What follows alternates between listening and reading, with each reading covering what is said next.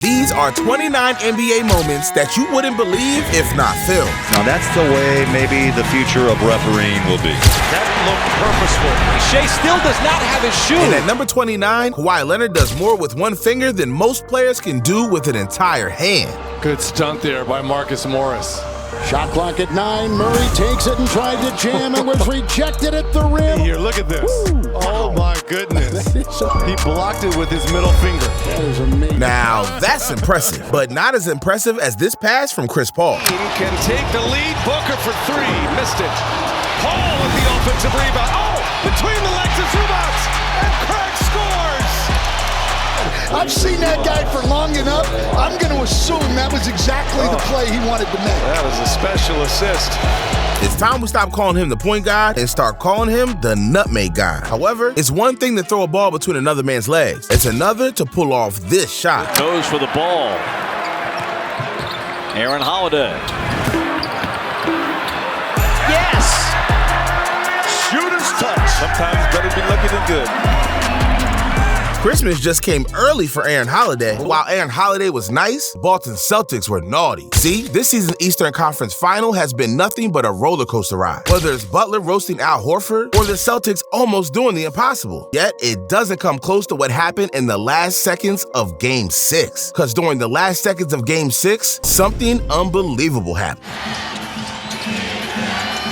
It's off to Smart for the 7th game. But the buzzer sounded, the light was on. He got rid of it. That's a Celtic win, and we're going to Game 7. The Celtics are going to win. There's a Game 7 back. Derek White had everybody in shock. Like, what just happened? But in the meantime, the moments are only going to get better from here. Still to come, one player plays without a shoe, a referee rides a go-kart, and don't even get me started on Kevin Porter Jr.'s late-game blunder. But up first, it's the time Clint Capella used his sixth sense to leave the arena in awe. First team foul on the Hawks. They've really shored up. Did it with the right hand. Come on, that's just unfair. Big men shouldn't be able to do that. But neither should Luka Doncic be able to do this. Wood with the pass. Luka able to chase it down. They got him trapped on the sideline. They fouled in a situation like that before. How on earth did he find Hardy? He found him, and more importantly, Hardy hit the shot after they did find him. That's amazing. That pass. I'm in shock. You're telling me Luka did all that and the Mavericks couldn't make the play-in game? Jason Kidd is on thin ice. Although, so is Herbert Jones. Because on April 13th, 2023, it was a win-or-go-home for the New Orleans Pelicans. And with less than 3 seconds remaining, they found themselves down 3. It was now or never for the 2023 Pelicans. Spoiler alert, it was never. Plenty of time to get a pass and a shot off. Jones looking, finds McCollum, and he throws it away. McCollum tried to get a running start, and he throws it away. Dang, this is the type of stuff that gives grown men nightmares. But do you know who else gives the Pelicans nightmares? Ja Morant. Bro pretended to go AFK just to make a fool out of the Pelicans. 2-point game. Big lead for New Orleans has been 7. Yeah, what a steal. Wasn't that something? Here comes Morant. He'll fly and get it to go. Taking it right down the boulevard. And he ties the game at 58. His third is steal. My man deserves an Oscar. Speaking of which, Giannis Antetokounmpo also has acting experience. But unlike Ja Morant, he's not worried about winning any awards. Instead, he's perfectly content playing with a toy dinosaur? Hey man, don't question Giannis' steps to success. This is the 2021 Finals MVP. With that being said, it's time to transition from the 2021 Finals MVP to the 2022 Finals MVP. Steph Curry. Because on February 27, 2022, Curry's pregame performance was so impressive, even Dude Perfect was jealous.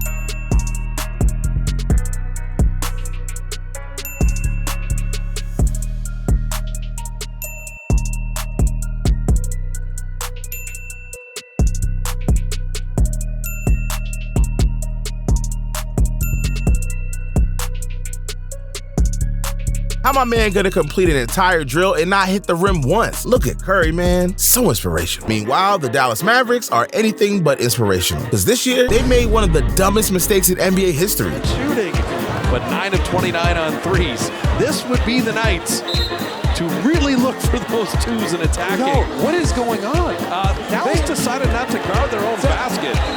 Yo, this ain't the Oprah Winfrey Show. Buckets must be earned, not given. Which reminds me of Yuta Watanabe, who recently made a guest appearance on the show, The Shaqtin' a Fool. Wide open, set three, won't go for Nembhard, and it looked like Watanabe put that back in his own hoop. Hold up, I better clean my screen. There's no way Watanabe dunked the ball in his own basket. Just like there's no way someone can make tying your shoes cool. But then again, Avery Bradley proved me wrong. He is thinking score all night. 12 of 19 from the field and a steal. 3-on-1. Lobs it up for Hollins. You can see why Doc says he's not a lead guard, right? Lesson learned. Basketball isn't as simple as you think. But what if I told you this wasn't the only time a shoe went viral? Rick Carlisle on his second stint. Speaking of a quick response, there is SGA, lost his shoe. Daigneault thought that should have been a foul. Nembhard sets it up. Wara too strong on the three. Shea still does not have his shoe. He's carrying it in his left hand. It's off his left foot. You know you've made it when you can dribble and pass with one hand while holding the shoe in the other. But if you thought that was crazy, there's another plot twist you definitely won't see coming. Because imagine your team is trailing by 2 with under 2 minutes remaining. And at this point, you only have 2 options. You can either A, lock in and win the game, or B, lock in but lose the game. Either way, one thing is for sure. Every player is locked in. However, on February 26, 2010, Jason Kidd became so focused that he saw the entire court. This even includes the opposing head coach.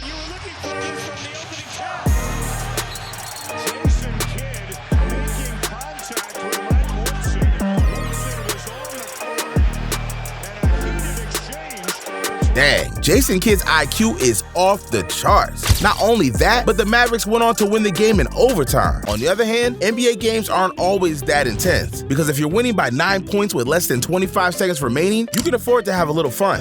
Handling it, well, not like me handling that word. But the Pels will wave the white flag here. And look at James. A couple of steals, a couple of rebounds, and more importantly, But hey, Embiid and Harden deserve to have some fun. Once the playoffs begin, it's only downhill from there. However, the 76ers aren't the only ones having a good time. Because back in 2019, Kyle Korver made a mistake so embarrassing, it was laughable. 4-minute drought as Lillard airballs one out of bounds. Now hold on. I thought that ball had gone out, so did Korver, but he touched it and then stepped out. This goes to show even the smartest basketball players have occasional brain farts. That said, it's all fun and games until a brain fart costs you the game. Getting no encouragement from that group. Clippers have a timeout left if needed. Chris Paul, he'll double clutch, banking up, in and out.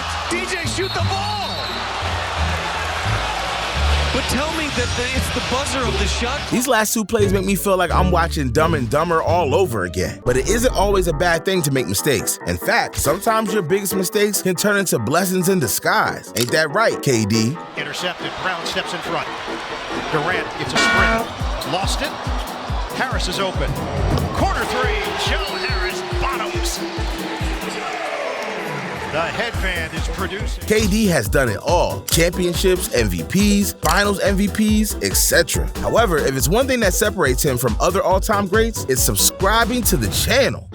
You didn't see that one coming. Just like you also won't see the top 10 moments coming, because now it's time to raise the bar. So it's only right that at number 10, the man who prevented not 1, but 2 three-peats, Kawhi Leonard. But it's not just his scoring ability that helped him dethrone NBA legends like Steph Curry and LeBron James. It's his impeccable defense. Into his shot. His mechanics are excellent. Great. Oh my goodness, what a play. Did not give up on a play. Chases him off the line. Forget the Spurs, forget the Clippers. Kawhi needs to rejoin the Raptors. He was just a different breed in Toronto, which reminds me of Lance Stevenson. As back in 2014, he also turned into a different breed, all thanks to the referee. Ball movement. Evans, the discard against Hibbert. It's going in the 12th turnover for Indiana. That's an easy one right there. Bro's just lucky the referee wasn't Joey Crawford. He's ejected players for a lot left. Tim Duncan. But at number 8, Buddy Hield isn't worried about impressing referees. Instead, he's trying to make history. The goal? Score the fastest bucket ever. Court matches up Donovan Mitchell and Garland, Darius Garland, right from the top. Wow! You've got guys who are proficient at doing other things. Buddy Hield's proficient at knocking down the three right off the tap. Back in 2018, Wilson Chandler played 48 minutes without scoring a single basket. Meanwhile, it only took Hield 3 seconds to score 3 more points than him. Let that sink in for a second. Speaking of which, NBA fans are still trying to process what happened in 2018 because everyone forgets to score at one point or another, but no one forgets when the game is on the line, let alone in the NBA Finals. Hill misses. Rebound goes to the Cavs. J.R. Smith brings it back out. Throws it to Hill. Hill shot blocked. Watch James. Now wanted a timeout, but too late to get it. After that blunder, J.R. Smith might need to stop playing basketball and find a new sport to play. Here's an idea. How about golf? Although Smith isn't the only one who messed up big time, allow me to introduce you to one of the greatest rivalries in all of sports, the Los Angeles Lakers versus the Boston Celtics. In other words, it's always fireworks when these two teams play each other. This season was no exception. In the closing seconds of overtime, NBA fans were on the edge of their seats when this happened. Gets it. James on the drive, gets in the paint, layup, missed it. And the game is over. Lakers furious, they thought he was fouled. Excuse me, and it's now overtime. Eric Lewis with the camera. I mean, just ridiculous. And Eric, don't worry, Patrick Beverley. 99% of America agrees with you on that one. However, can we really blame the refs for trying their best? After all, everyone is bound to make mistakes. Actually, I take that back. Check out what this referee is doing. Now that's the way maybe the future of refereeing will be. There you go. I'm not gonna lie, I want to meet that referee. That looks fun. Yet our next moment is the opposite of a good time because Jordan Poole was just minding his own business when all of a sudden he got into a full-on fight with an arm sleeve. That was his time right there. 26 seconds to go. Oh, Poole. Oh, he lost. Was that a sleeve that he had on his arm? Take a look at this.